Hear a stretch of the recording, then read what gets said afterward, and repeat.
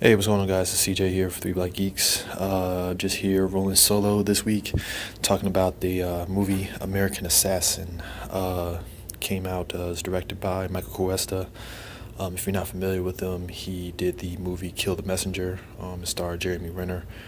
Pretty good movie. I believe it came out last year, or it might have been a year before. Either which way, it came out last year. This movie, American Assassin, is based off of a bunch of novels that was written by Vince Flynn. At the screening I went to, I forgot the guy from this area. He hosts DC 101, and I guess Vince and him, they were cool with each other. He always came up on the show and, talked and stuff like that. So Vince, like I said, he wrote these novels. When they announced they were doing a movie, he wanted to be very much involved, because anytime you get productions that do movies based off of novels and stuff, there always seems to be stuff missing or lost in translation and such. So he had very much a hand into it. Unfortunately, he died of cancer, and his wife ended up picking up the slack and basically finishing out for him and stuff. And from what she was saying, the movie turned out as well as she wanted it to be. Like, this is the movie that he wanted it to be. I'm not familiar personally with the books like that, so I went into this movie kind of like, okay, I don't know how it's going to work. I saw the trailers for it. Looked interesting, but we'll see. The movie stars Dylan O'Brien, Michael Keaton, Sanaa Lathan, Taylor Kitsch, Shiva Nektar, and I believe, was it Michael Chuter? Michael Chuter. If you're not familiar with Mike Chuter, I believe he was the terrorist dude in Executive Decision. Look it up. He's the main bad guy in Executive Decision, but he's in this movie. And Scott Adkins. The overall premise is Dylan O'Brien's character, Mitch. He is a character who, he lost his parents, and at the outset of this movie is light spoilers when I say this.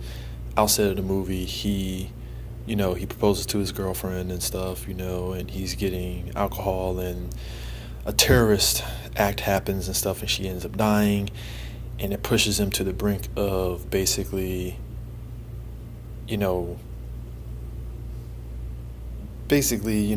hey, I want to get these terrorist sons of bitches for killing my girl and all that stuff. I want to get them, get the bad guys and stuff. And at the outset of the movie, he comes close to doing it. The FBI, CIA, and FBI, well, actually CIA interferes and such, and he ends up being recruited to be part of a group to stop terrorism, essentially. The movie itself, there's a lot of tropes. And when you have a movie that has a lot of tropes involved, what you end up getting is like the usual staple things. Michael Keaton plays his handler. He's the guy that's training Mitch, and showing him the ins and outs, and don't be hard-headed, don't be hot-headed, don't let your emotions, just the usual shtick that we see in movies like this and stuff. And there's always some sort of foreshadowing for why he's teaching him this and such. Taylor Kitsch plays the bad guy in the movie. He's Ghost. He is a former protege of Keaton. You see where this is going. So his character is involved in it in the sense of trying to start a world war overseas and such, and there's a lot of inner politics with Iran and Iraq and all that stuff in this movie. And I think for me, when I watched this film, it's like I enjoyed it. It had some good key action moments. The characters are about as interesting as you're going to get. Sanaa Lathan plays like the head of not head, but just kind of like the acting director of the CIA and such, and she basically recruits Mitch and stuff because she sees a lot of good in him and such. And her seeing a lot of good in him, she is the one that points him in the direction of Michael Keaton. And like I said, Michael Keaton, he plays this gruff, no nonsense, teacher and such. And like I said, he's teaching them all these things and such. And I remember watching the trailer, and I didn't know what to expect out of it. But like I said, watching the movie, it's like, okay, he's a teacher, he's a student, he has to learn a lesson and all that stuff. And like I said, by the time you get to the end of the movie, it all comes full circle and stuff. And it's just like, okay, fine. I know that's saying a lot, considering the fact that like we do movies and there's always tropes and stuff, but I think in this movie they really laid it on thick with the tropes and such. the action, like I said, the action is fine for what it is and such. I didn't have much complaining per se. If I had one complaint, I would probably say Scott Adkins is in a, how should I say, thankless role, so to speak, and I'll leave it at that. Because I really feel he gets kind of the short end of the stick when it comes to, you know, getting roles, period, you know. And when it comes down to it, it's just kind of like, oh, he's in it, cool, and then it's like, oh, okay, you know. Shiva Nagar plays the woman that's part of that group that's supposed to be helping out Mitch and them. I never felt she got much characterization in this movie, and that's unfortunate because, like I said, she's an interesting character, but it's kind of one of those one and done roles, you know, and it's kind of like, okay, she's there to look nice and pretty and cute and, you know, gorgeous and stuff, but she doesn't have much meat to her bones in terms of characterization, and again, that's unfortunate. It sucks, you know. A lot of the things, I think, was it Michael Chutard that I said earlier, he plays one of the leaders of a country and stuff, and he has involvement in all this stuff happening, and it's I'm not going to say it's weird, but it's more along the lines of you have this whole thing happening and you do the kind of trope McTrope, or, you know, the Iraqi leader, the shady terrorist and things like that. Now, it's not quite as messed up in a, oh, he's part of the Taliban, he's wearing the terrorist uniform, but it's just that inner politics and all that stuff. It's kind of like, okay, that's fine, whatever and stuff.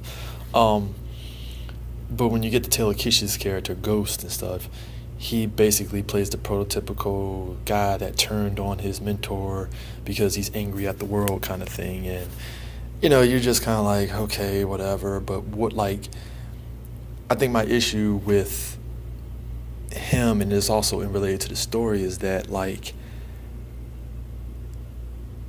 again, it goes back to what I said earlier, it's very tropey. You know, it's like, you know, Mitch is supposed to be kind of like Ghost, but not quite like Ghost because, you know, he has inner turmoil and stuff, because Mitch, throughout the whole movie, he's still going over he's still kind of reeling from his girl being killed by these terrorists and stuff, and the guy that killed his girl, you know, he got killed early in the movie, light spoilers on that, but, like, he's still feeling some pain, and, you know, Michael Keaton's trying to tell him, hey, don't let your shit ruled by emotions, and, you know, he's on like, we're going to get these sons of bitches, we're going to get the bad guys, and it's just very kind of like, all right, dude, ease up on the whole America talk and stuff. So, but yeah, overall, I mean, like I said, do I feel it's worth it? I'm 50-50 on it, because I didn't necessarily hate the movie, but I feel what we got was just very prototypical, you know, and like I said, I guess maybe this is Hollywood trying to make Dylan O'Brien an action star. Can I buy him as an action star?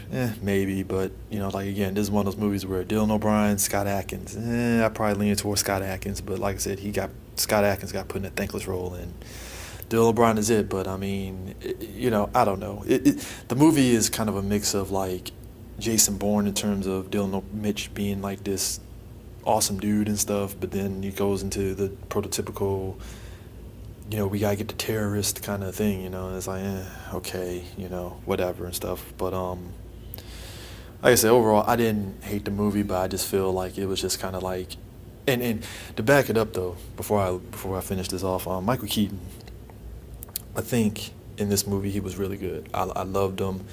There's a point, coming near the end of the movie, there's a point where he's being tortured and he just goes full tilt nuts, like Batman 89 nuts. He was like, you want to fight, let's go, that kind of shit, and you're laughing that it's happening and stuff. And like I said, to me, I enjoy that whole moment. I enjoy Michael Keaton's acting. I think to be honest with you, if you want to talk about somebody that stole the movie, it's him that stole the movie. He is phenomenal in this movie. If I had to really say who stood out more, it would be him.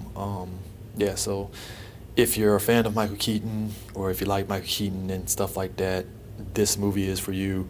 Like I said, the action is fine. The story it gets tropey a lot and stuff, and you know. So like I said, if I had to really grade it, I would definitely give it. I would definitely give it like a 2.5 out of 5. Like I said, it wasn't bad. It was decently entertaining. I didn't hate it. It's just one of those things where it goes into tropey stuff. And like I said, I feel Michael Keaton's performance and stuff, if you enjoy it, works. Dylan O'Brien, like I said, I feel he's serviceable as Mitch. Does his job. I don't hate him as a character and stuff. Like I said, Sanaa Lathan, she did her job and stuff, but nothing to really like rhubarb about and stuff. So, but at any rate, like I said, 2.5 out of 5. That's American Assassins. So hopefully next time you hear us, it'll be probably both of us talking about Kingsman, actually, Golden Circle. So with that in mind, yeah, that's it. So we will catch you guys later. Peace out.